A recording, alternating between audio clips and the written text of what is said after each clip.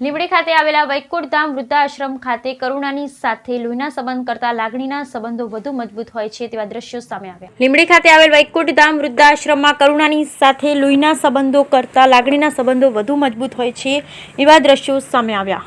આજના કળિયુગમાં પણ શ્રવણ જીવિત હોય તેવા કરુણાત્મક લાગણીના સંબંધોનો કિસ્સો સામે આવ્યો। લીંબડી ખાતે વૈકુંઠ ધામ વૃદ્ધાશ્રમમાં રહેતા સવિતાબા, જેની ઉંમર 92 વર્ષની છે, પતિના મૃત્યુ પછી સવિતાબા વૈકુંઠ ધામ વૃદ્ધાશ્રમમાં રહે છે।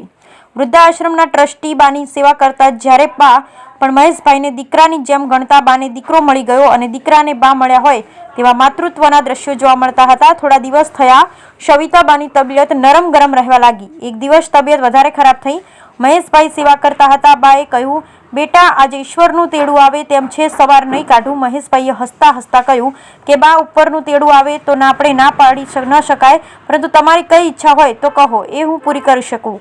બાએ કહ્યું, હવે કોઈ ઈચ્છા નથી, હવે જીવવાની પણ ઈચ્છા નથી। કેટલાય સંબંધો સુખ દુઃખ આવી ગયા, પણ તારી પાસે આવ્યા પછી મને જે લાગણી મળી છે તો મને એમ થાય છે કે તું મારો દીકરો છે અને તું જ મારા અંતિમ સંસ્કાર કરજે।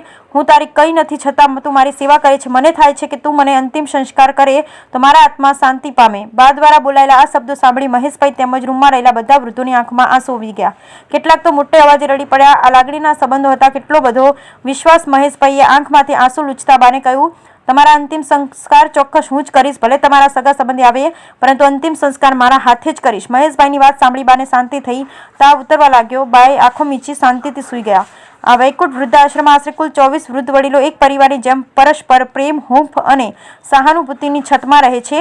આ કળિયુગમાં ઘણા કિસ્સાઓ સમાજને લાલબત્તી સમાન સાબિત થયા છે, તો ઘણા કિસ્સાઓ સમાજને સંસ્કૃતિ અને સંસ્કારના દર્શન કરાવે છે। Bureau report, Vallabhbhai Rathod, Limbdi.